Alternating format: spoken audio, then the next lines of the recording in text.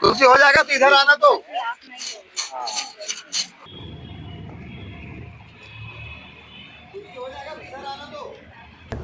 हम लोग SP office भी गए थे, कलेक्टर साहब से भी मिलने गए थे, मगर कलेक्टर साहब से मुलाकात नहीं हुई।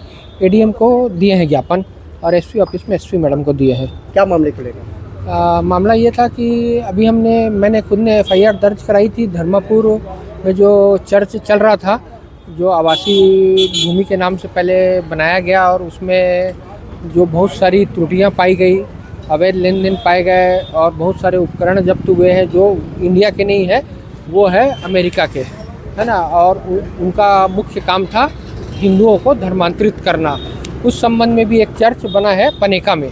तो पनेका में जो चर्च बना है, जो धर्मापुर में जो कार्रवाई हुई, उसके बाद से पनेका वाला जो चर्च है उसको तत्काल बंद कर दिया गया।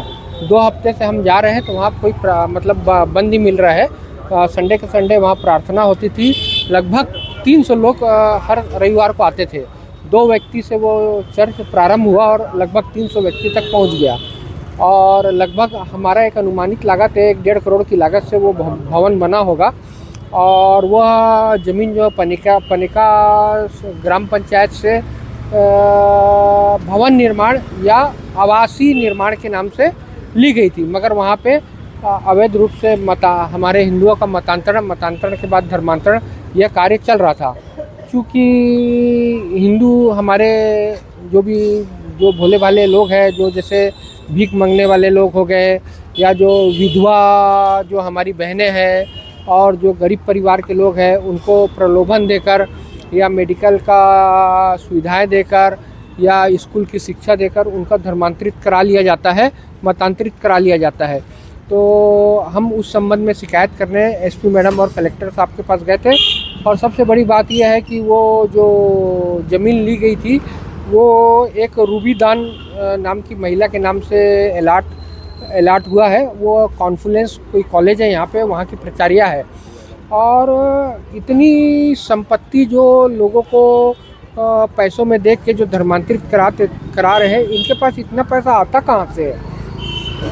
कहीं ईडी हो गई या सीबीआई हो गई या केंद्र की एजेंसियां हैं, इसमें जांच करें इनके लेन देन। ऐसा अस्पष्ट सूत्रों से जानकारी मिली है कि ये पैसा मुंबई वगैरह कहीं तरफ से आता था। इसमें मैं मतलब पूर्ण रूप से प्रमाणित नहीं कर सकता, मगर जिन्होंने जैसे गांव वालों ने बताया या उनके सूत्रों से प्राप्त जानकारी के अनुसार, क्योंकि क्या करोड़ों का लेन देन का मामला है, इसलिए इसमें ईडी को इन्वॉल्व होना चाहिए।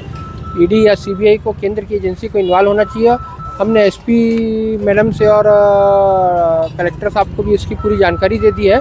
उन्होंने बोले हैं कि हम लोग विवेचना करते हैं, उसके बाद जो भी अगर लगेगा तो इसमें अपराध दर्ज करेंगे। शुभ नामों पर? सुशील लड्डा, हिंदू जागरण मंच, जिला संयोजक, राजनांदगांव।